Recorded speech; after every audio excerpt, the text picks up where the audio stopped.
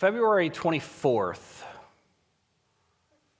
in this year, 2022, Russia invaded a neighboring country.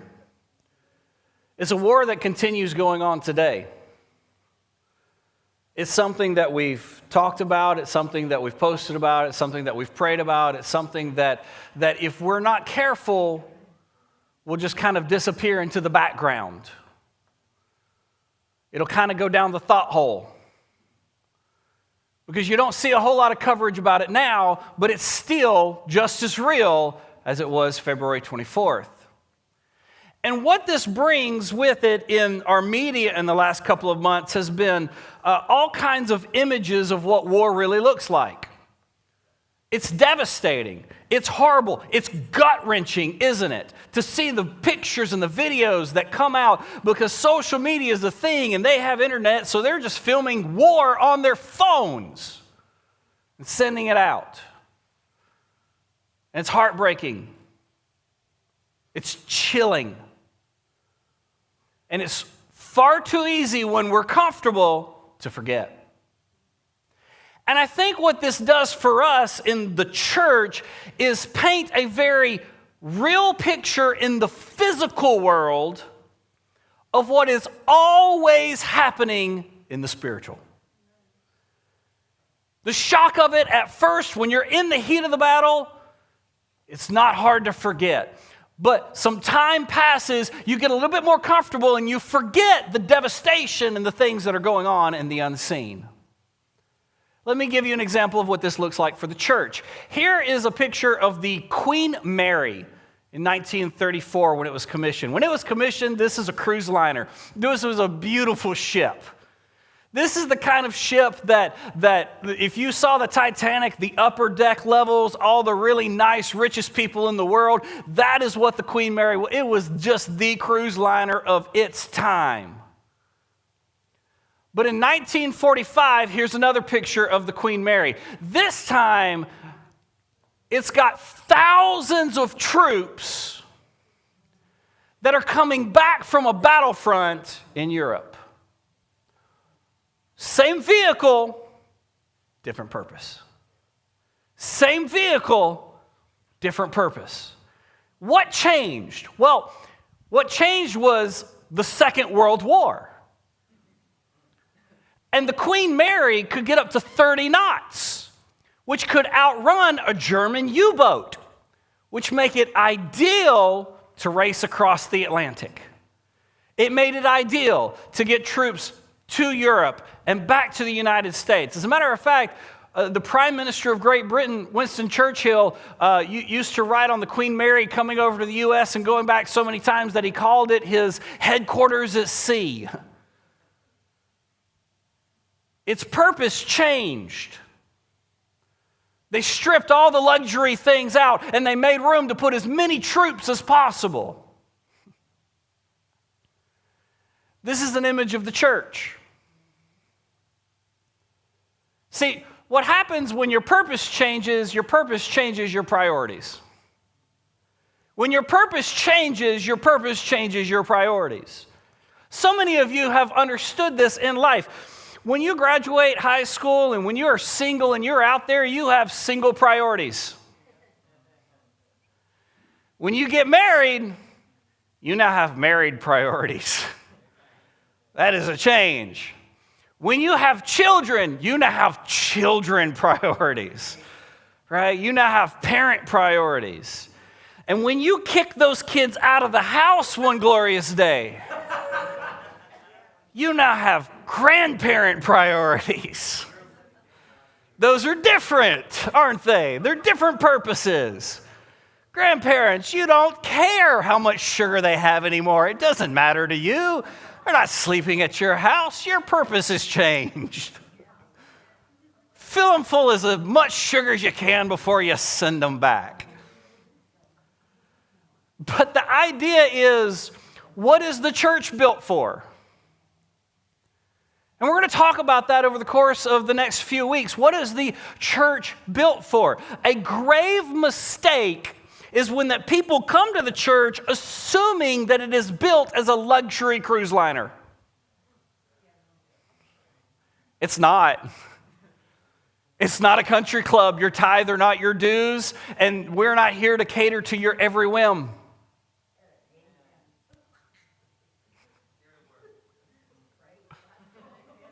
I'm not afraid of anything, guys. I already have stitches on my forehead. I'm not worried about it. Bring it. Your priorities change, though, when you realize your purpose.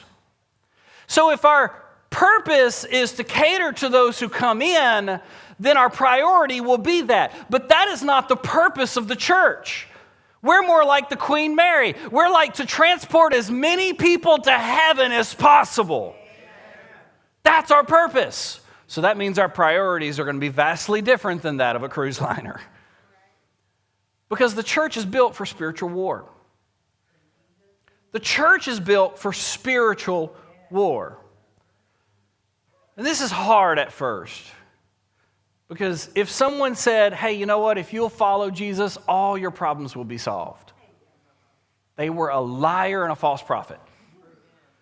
Okay? Both. Lies heaped upon lies. No, if you follow Jesus, your sin problem is solved. Your eternity problem is solved. Your earthly problems are just starting. As our friend last week, Bishop Jonathan Rahamit was talking about, if the enemy's attacking you, it's because he believes in you. That's amazing. That's because when we start following Jesus, what we're doing is we're acknowledging that there is a spiritual war. Now, I want to be really clear about something. We did not start the war, but we aided the enemy. Oof. That's rough, isn't it? We didn't start the war. The war came to us in the Garden of Eden, and we gave the enemy aid. We helped him. He convinced us to fight on his side. You know who lost that battle? Us, miserably. But, and this is one of the things that is astounding to me. If you're following Jesus and you're like, oh, I'm not at war, I just want to be at peace with all people, we will talk about that. We're talking about spiritual war. And then it amazes me how many people are busy, bandaging their wounds. It's like, well, it's because you're in a war. It's the struggles you're experiencing, it's because you're at war. The problems that you're having are not just coincidence, because you're at war in a very real, very spiritual sense. And it's not because you've declared war on anyone when you started following Jesus, but when you followed Jesus, he declared war on you. Because you have an enemy. And he wants to invade your life. In 1 Peter chapter 5, we see a little bit about our enemy. It says, be alert and of sober mind. Your enemy, the devil, he prowls around like a roaring lion looking for someone to devour. To devour. He wants to consume your life. He wants to completely envelop you in his lies. Resist him, standing firm in the faith, because you know that the family of believers throughout the world is undergoing the same kind of sufferings. Guess what? You might be at war, but you're not alone. Isn't that great? You're not fighting this battle by yourself. And if you have been fighting this battle by yourself, stop it. You weren't built for that. Get help. But this is what he does. Selfish desire, fear, and distraction are the tactics the enemy uses to consume us. This is what he uses to try and get us away from the group. He tries to scare us. He'll use our selfish desires just like he did in the Garden of Eden. He goes, boy, that fruit looks really good. But more than the fruit looks good, man, you'll be like God.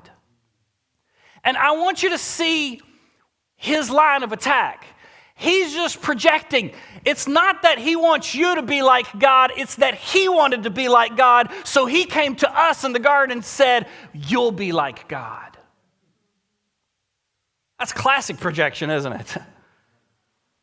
So he tries to get us on board with his foolishness through our selfish desire. What, do you want to be like God? Turns out being like God wasn't so great a start for us. Knowing the difference between good and evil. It caused a lot of problems, didn't it? But then there's the fear. This is one of the things I think that is most remarkable at a lion is how far away their roar can be heard. And how it will paralyze certain animals. The animal, once it's been paralyzed, doesn't have to, it's just paralyzed with fear because the roar shakes them to their core. They don't even have to catch the prey at that point. The prey just lies down and dies out of fear. And then there's distraction. This is why he says stay alert. Stay alert. Because it's not always that Satan will come and go, hey, here's a sinful desire, follow after this sinful desire. He is just as happy distracting you with something good in life. And he'll take something good, but he'll have you slowly move that good thing into the place of God, and then it becomes a God thing. It's no longer a good thing when it gets into that position. And he'll distract you with this thing, and he'll make you so busy, oh God, I just don't have time to pray. I just don't have time to read your word. I just don't have time to come to church. I just don't have time to worship you. Well, what are the things that you're doing that are wrong in your life? Well, not a whole lot of bad things, just a whole lot of good things that are getting in the way of the greatest things. The good becomes the enemy of the great. And here's something that you have to realize. These tactics, the reason we know them is because he doesn't just use them on you. Look at your neighbor today going, you too? Oh, you can do better than that. The other neighbor, your second choice, and look at them louder and go, you too? Not the band. Like, you too? Wait, he uses these same tactics on you? Why do we put up with that? Isn't it amazing? He's using the same thing on me that he's using on you. But then Jesus says, look, stand firm. You know, there's a place where it says resist the devil and he'll flee. And look, I'm not trying to give you all the tactics today. Today is just a setup that you need to come back and get the tactics in the next few weeks. We're not teaching you battle strategy today. We're just trying to open your eyes to the fact that you're at war. Because I can't give you tactics if you don't realize you're at war. You're like, why are you putting this gun in my hand? I thought we were on a cruise liner. You're not. So, when you realize that the sufferings are not just unique to you, this is where community comes in. See, community is where you realize suffering is not unique to you. But the only way to know that is to engage in community. The only way to know that is to sit down and talk with other believers and fellowship with other believers, spend time with other believers. Look, when we do that, we usually eat because that's what we do, and we eat with other believers. When you do this, you start finding common ground going, what, you have those struggles too? Oh, he lied to me and told me I was the only one that doubted. Oh, he lied to me and told me I was the only one that was afraid. I believed it because I didn't know.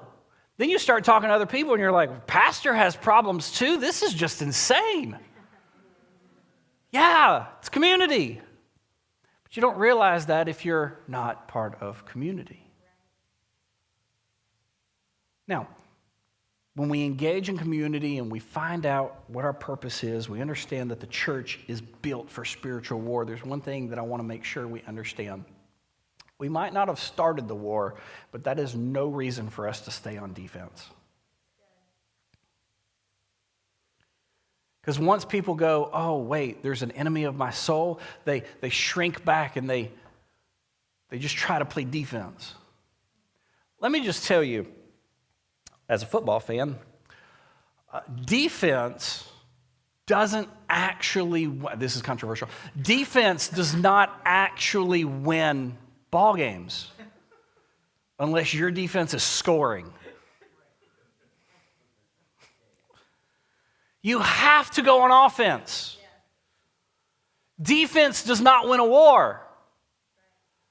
And we were thrust into this. We didn't choose this. We chose to follow Jesus. He has sealed our eternity, but that put a target on our heads. And I'll just tell you this as frankly as I can. The church that stays on defense will die on the hill they defend. We were not built to play defense. We were not built to cower in fear because the enemy is loud. Yeah, he's loud. It's annoying. I just wish there was a volume knob on him. It is actually, just turn your phone off sometimes. Your media, social media, turn the television off. And his roar gets lower. It's amazing. That was free, not even in my notes. But this is how I know that we're not supposed to be on defense. Jesus, out of his mouth, said in Matthew chapter 16, he's asking his disciples, who do people say I am? And there's all kinds of crazy answers. They're like, some people think you're Elijah. Some people think you're a prophet. Some people think you're John the Baptist, which is really weird because we just saw John. Strange. They're getting you guys mixed up. And Jesus looked and said, well, who do you say I am? Not people. And this was Peter's answer. You are the Messiah, the Son of the living God. What a beautiful answer. Because Jesus replied, blessed are you, Simon, son of Jonah, for this was not revealed to you by flesh and blood. You didn't come to this conclusion because you're so smart. It wasn't your big brain that did that. You will never read that scripture ever the same way again, will you? Not by flesh and blood. It was not your big brain, Peter, that helped you figure that out. My Father in heaven revealed that. That is a spiritual understanding. That was not a physical understanding. And I tell you that you're Peter. And on this rock I will build my church. What is the foundation of the church? Well, the recognition of who Jesus is. That incredible revelation. That Jesus is the Son of God. He's the Messiah. He's the one that came to save us. And on that I will build my church. And then he says, and the gates of hell will not overcome it. That's interesting. Because I want you to look at this. Gates are what positioned in hell? Gates are not offensive. They're defensive.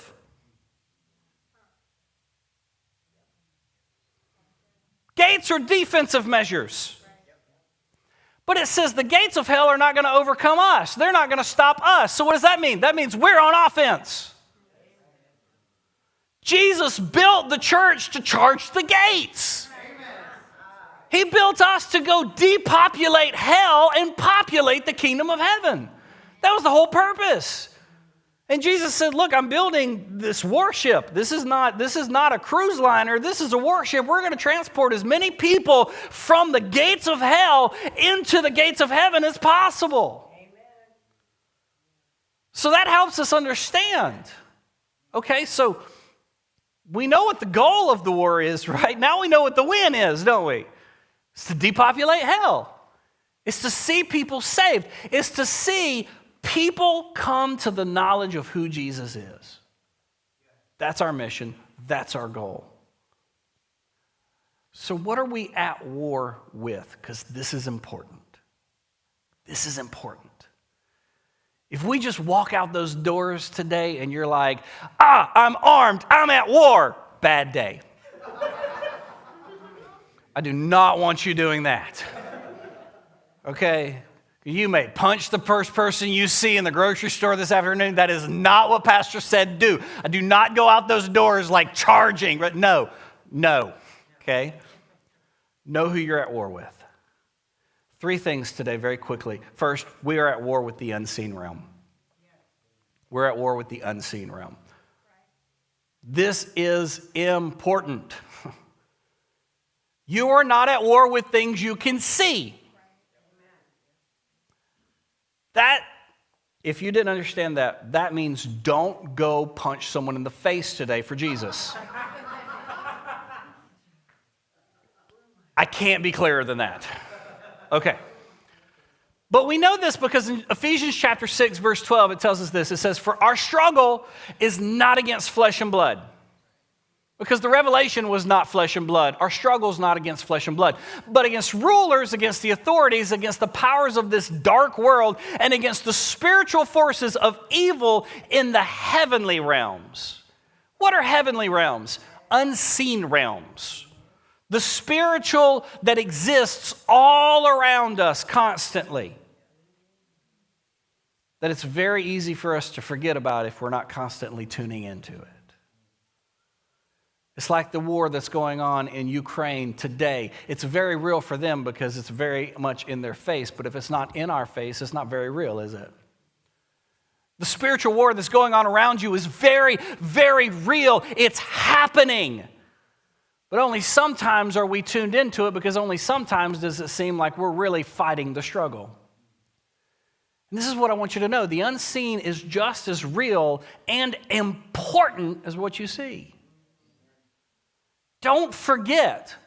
Sometimes there are struggles that happen and you just think, well, I just can't imagine why this would happen right now. It's because there are things you can't see going on.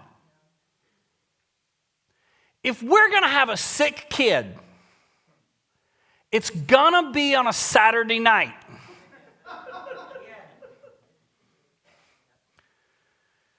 If we're going to have a pipe burst, it's going to be on a Saturday. I'm telling you, it's not because there's some magical thing about Saturday. It's because we're in a spiritual war, and we need our heads straight when we get in here on Sunday morning to teach and to preach and to worship God and come together in community. But how many, and I know it's not just me, how many of you Sunday morning, it is a struggle to get out of bed? No offense to you guys that are online still in bed. We're at war. Isn't it amazing? Well, there's some unseen things happening. But if we're at war with what is unseen, that makes very, very simple something we have to understand: who we're not at war with. We're not at war with people. Oh, that's hard though, Pastor, because people are rude. I know people. I am people. I get it. But you've never came across a single person that you're at war with. And you never will. Whew. Because as long as they're living and breathing, there is a soul that is redeemable in that person. And if all we can see is what we want to be at war with, then we've already lost the war, because we're called to save them. That's the whole battle plan. The church cannot declare war on the people we're called to serve. Whew. That's humbling. We need to not see, and this is why we have to understand the unseen. We have to make sure that we're not looking at people thinking, oh, well, I'm gonna go to war with them. No, I'm gonna go to war with the spirits that are affecting their decisions. I'm gonna go to war on my knees and pray that they change their mind. Will we always win those battles? No. Because there's a person on the other side of that, and they have an independent choice to make. But if I'm going to war, I'm not attacking them. I'm attacking what's attacking them. That's different. Because as of right now, that person that we want to feel like we're at war with, they are being attacked and they are being destroyed by our common enemy. We need to see the sides more clearly. Second thing, we're at war with our old selves.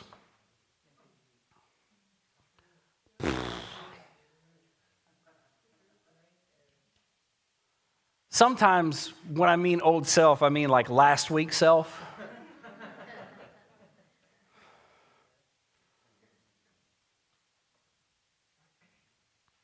Romans chapter 7, verse 21, Paul says, he says, I find this law at work. Although I want to do good, evil is right there with me. What does he mean by that? He doesn't mean that like it's a whack-a-mole. Every time I try to do good, like evil pops up just like that, and you just hit it. That's not what he means. He means wherever he is, the evil is with him. It's an internal struggle.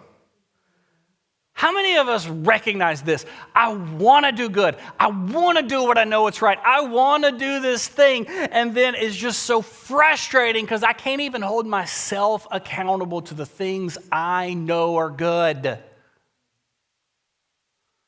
because we're at war. Although I want to do good, evil's right there with me. For in my inner being, I delight in God's law. At the deepest level of who we are, the soul was made to delight in who God is. But I see another law at work in me, waging war against the law of my mind and making me a prisoner of the law of sin at work within me. Oh, it's frustrating, isn't it? You know, God, I could do everything perfectly right if it wasn't just for me. I have been a part of every bad decision I've ever made in my life. I have no one else to blame for that. I was right in the mix of everything I chose.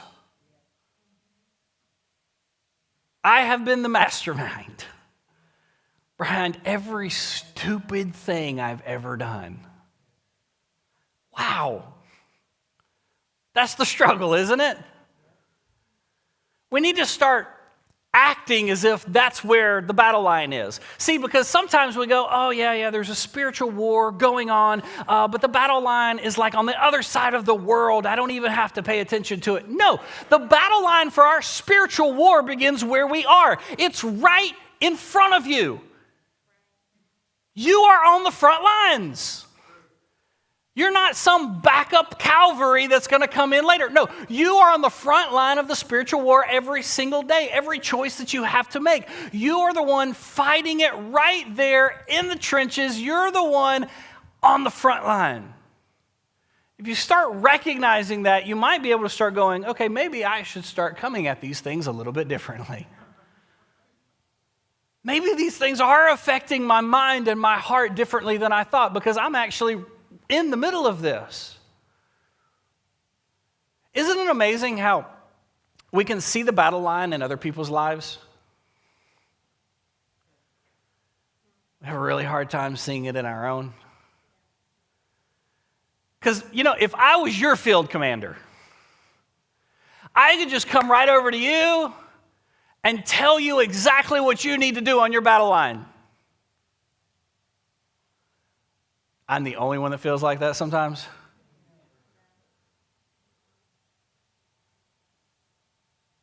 But then sometimes what I'm doing is I'm having to ignore my own war to do that. And if I'm ignoring my war, I'm losing my war. See, because it seems like it's really easy to lead other people. I know exactly what they should do in this situation. If I was in that situation, I would do blah, blah, blah, blah, blah. The fun thing is, you are in your situation. What are you doing about it? The hardest person to lead is yourself. It's easy to look at somebody else and go, well, I should do that. Yeah, but you are looking in the mirror. Tell yourself what you should do. Have fun with that. Go to town. Act like you're somebody else and tell them what they need to do. It's hard to lead yourself. It's hard to pick yourself up and go, okay, I have to go forward on this. Because some of our struggles are great. Isn't that the truth? Some things, there are some battle lines in our life, there are some battlefronts that are not going to be very hard for us. Quite frankly, there's some sins that don't affect some of us. It's like, okay, I'm not tempted by that at all. But over here, I have this unique struggle. To me, this is a whole lot harder. And sometimes what we'll do is we'll avoid that struggle, we'll avoid that battlefield, because if I come over here and I don't have to think about the hard thing. It got quiet. That's how I know it got real. I'm gonna come over here and do the things that are easy. I'm not gonna worry about this big struggle in my life. But let me tell you something about the big struggle in your life. Our greatest personal struggle will be the site of our greatest victory in Christ. That place that is hardest to lean into is the place where you will help more people when you come out the other side. It's the place where you will be stronger once you've come through. And here's the third thing. So we're at war with the unseen realm, we're at war with our old selves, and finally, we're at war with the expansion of hell. We're at war with the expansion of hell. He built us to charge the gates. Our job is to shrink hell. And then he gives us some instruction. And I want to be really clear about this. As we talk about this in Jude, verse 22, very seldom gone to passage, be merciful to those who doubt. Be merciful to those who doubt. Now, how do we be merciful? You don't yell at them. You're like, well, you're yelling at us today. I'm just passionate. I'm not angry, I promise. Be merciful to those who doubt. Deal with people that don't believe with as much grace and mercy as you possibly can. Because that is the only way you will bring them into belief. That is the only way you will bring them out of their doubt. But this is just the start. He says, be merciful to those who doubt. Save others by snatching them from the fire. We're supposed to charge the gates. Pulling as many people out of hell as we possibly can. To others, show mercy mixed with fear, hating even the clothing stained by corrupt flesh. And this is really, he just said, have mercy on those who doubt. Save others from the fire by yanking them out of the fire. And then there are another group of people that you should show mercy to, but you should be cautious with. And those are those that are stained by the corruption of the flesh. What does that mean? That means it's not just that they doubt, they hate the gospel. We still treat them with mercy. We're not at war with the person, but we're at war with the corruption. And we deal with them with caution. I just feel like this isn't taught enough in church. You have mercy with those who doubt. There are people that if there's an inkling of they believe, well, if you believe, we'll just come on in. We're going to yank you in. And there are other people that their corruption has made them hate Jesus. We're merciful to them, but we treat them with caution. Why? Because they're dangerous. They could become a wolf in sheep's clothing. See the differences. There are honest doubters. There are people that believe that just haven't had the gumption to jump in yet. They're like, oh, it's fine. You know, people that have in recent, past years, well, Pastor, I can do church from home. I don't have to. This was way before COVID even. Like, I don't feel like I need the community of the church to serve Jesus and love Jesus. And you know who you are. You're looking at me right now going, yeah, you've gotten over that. Because the community is what Jesus died for. He died for the church. It's his body. It's the bride of Christ. Saying that you love Jesus and you don't like the church is like walking up to me going, hey, Pastor Cole, I really like you, but I hate Brittany.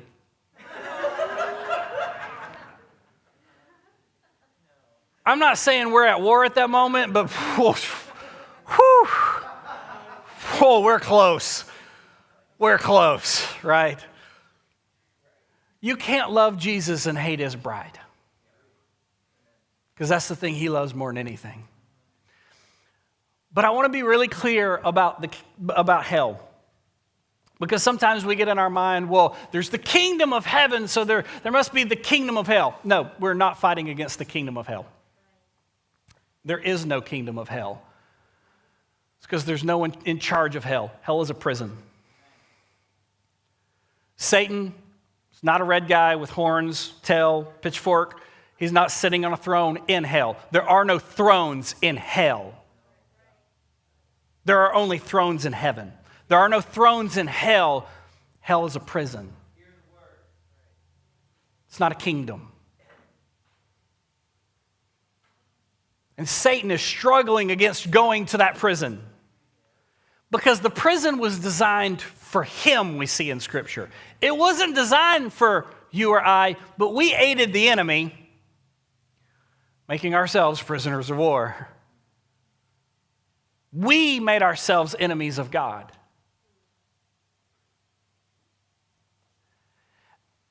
And there's always the question that comes up inevitably. When people talk about, well, why does hell exist? How could and this is how they'll say it, how could a loving God send someone to hell?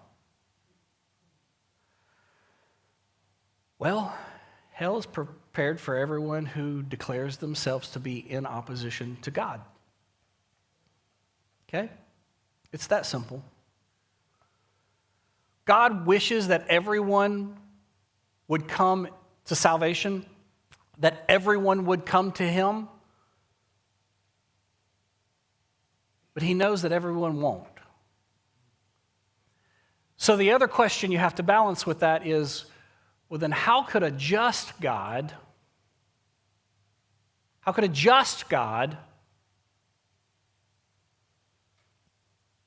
just let everybody go to heaven? Well, he couldn't, could he?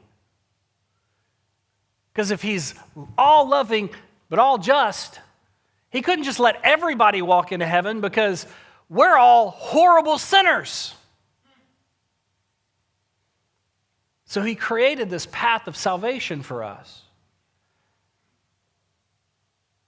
I don't think it's a travesty that God sends people to hell. We all deserve to go to hell. I think it's a miracle that he lets some of us come to heaven.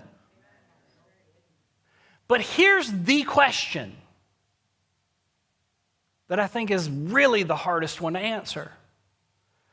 Not how could a loving God send people to hell, but how could a sinful person reject the love of God?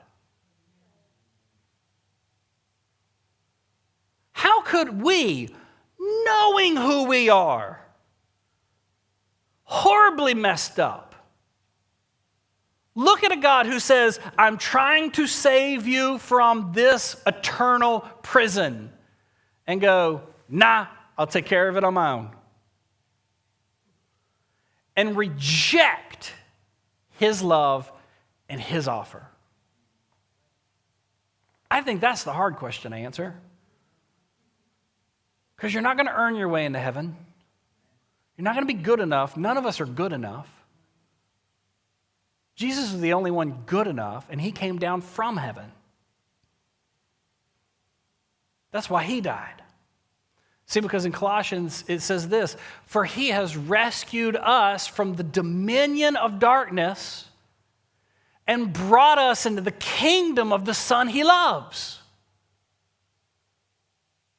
We were born into this dark kingdom of the world, destined for an eternal prison that is hell.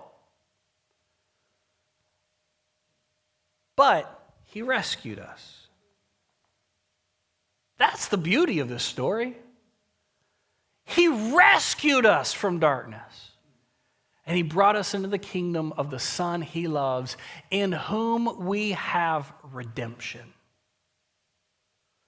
the forgiveness of sins. Redemption means we owed a debt, he paid the debt. So this is the first thing I'm going to leave you with. We're going to talk about some of our war tactics because we're at war. And I hope we all realize today before we leave this, we're at war, but we're not punching anyone in the face. We're at war. We're at spiritual war. I'm going to give you the first step. Our first step in winning spiritual warfare is to surrender who we are to who Christ is. And I know that probably sounds crazy. The first thing that we do to win the war is surrender. But it's because we're on the wrong side of the war until we know Jesus. Would you bow your heads today?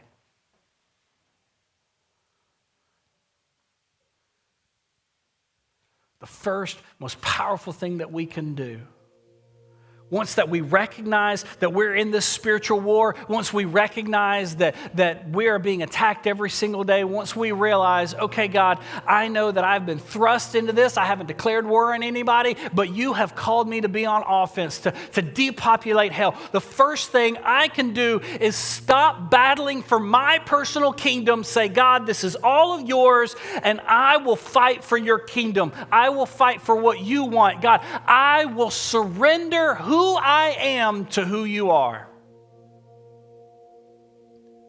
I throw my hands up. I surrender. If you want victory in this spiritual war, the first thing you do is surrender. It's one of the hardest things that we do. Many of us have a fight or flight mentality. I'm either going to run from the war or I'm a bully. I'm going to lean in. I'm going to fight. You have no idea how often that is your pastor. Let me at him, God. But I have to surrender if I want to win. Because there's eternity on the line for someone. So maybe you walked in here today, or maybe you're online today, and you're saying, Pastor, I need a victory in my life. I need God to show me a winning strategy. I need God to strengthen me in this struggle. If you're ready to surrender today in your battle, online, you can just in the comments say, I surrender. In here, you can just lift your hand. I want to pray with you. Thank you. Thank you. You see these hands in here today, God. God, you know who's watching online right now. God, we surrender our struggles to you. God, we surrender everything to you. All the things that are selfish desires, God, our fear, our distraction, God, we surrender everything to you today because we know only in surrender do we find victory that is in Christ Jesus. Only in laying ourselves out before you do we find what you have done for us. So God, I pray right now that you would just continue in this place. Would you stand with me today, church? We're going to sing to the glory of God. We're going to respond to these struggles with worship today in Jesus' name. Amen. Play.